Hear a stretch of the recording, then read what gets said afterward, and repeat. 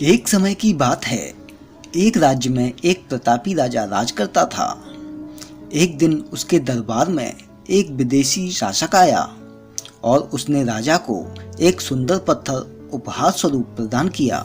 राजा वह पत्थर देखकर बहुत प्रसन्न हुआ। उसने उस पत्थर से भगवान विष्णु की प्रतिमा का निर्माण कर उसे राज्य के मंदिर में स्थापित करने का निर्णय लिया और प्रतिमा निर्माण का कार्य राज्य के महामंत्री को सौंप दिया। महामंत्री गांव के सर्वश्रेष्ठ मूर्तिकार के पास गया और उसे वह पत्थर देते हुए बोला, हमारे महाराज मंदिर में भगवान विष्णु की प्रतिमा स्थापित करना चाहते हैं।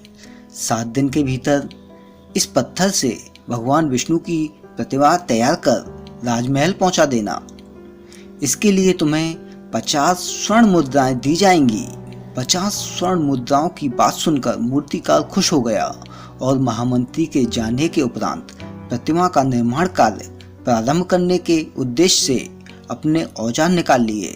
अपने औजार में से उसने एक हथौड़ा लिया और पत्थर तोड़ने के लिए उस पर हथौड़े से वार करने लगा, किंतु पत्थर जैसा कि तैसा रहा। मूर्तिकार ने हथौड़े के कई बार पत्थर पर किए, किंतु पत्थर नहीं टूटा। 50 बार प्रयास करने के उपरांत मूर्तिकार ने अंतिम बार प्रयास करने के उद्देश्य से हथौड़ा उठाया, किंतु यह सोचकर हथौड़े पर प्रहार करने के पूर्व ही उसने हाथ खींच लिया कि जब 50 बार वार करने से पत्थर नहीं टूटा तो अब क्या टूटेगा। वह पत्थर लेकर वापस महामंत्री के पास गया और उसे यह कहकर वापस कर दिया कि इस पत्थर को तोड़ना नामुमकिन है, इसलिए इससे भगवान विष्णु की प्रतिमा नहीं बनाई जा सकती। महामंत्री को राजा का आदेश हर स्थिति में पूर्ण करना था, इसलिए उसने भगवान विष्णु की प्रतिमा निर्मित करने का कार्य गांव के एक साधारण मूर्तिकार को सौंप दिया। पत्थर लेकर मूर्तिकार ने महामंत्री के सामने ही उस पर हथौड़े से प्रहार किया और वह पत्थर एक ही बार में टूट गया। पत्थर टूटने के बाद मूर्तिकार प्रतिमा बनाने में जुट गया। इधर महामंत्री सोचने लगा कि काश पहले मूर्तिकार ने एक अंतिम प्रयास और किया होता तो सफल हो जाता और 50 स्वर्ण मुद्राओं का हकदार बनता।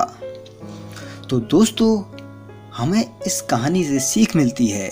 हम भी अपने जीवन में ऐसी परिस्थितियों से दो चार होते रहते हैं।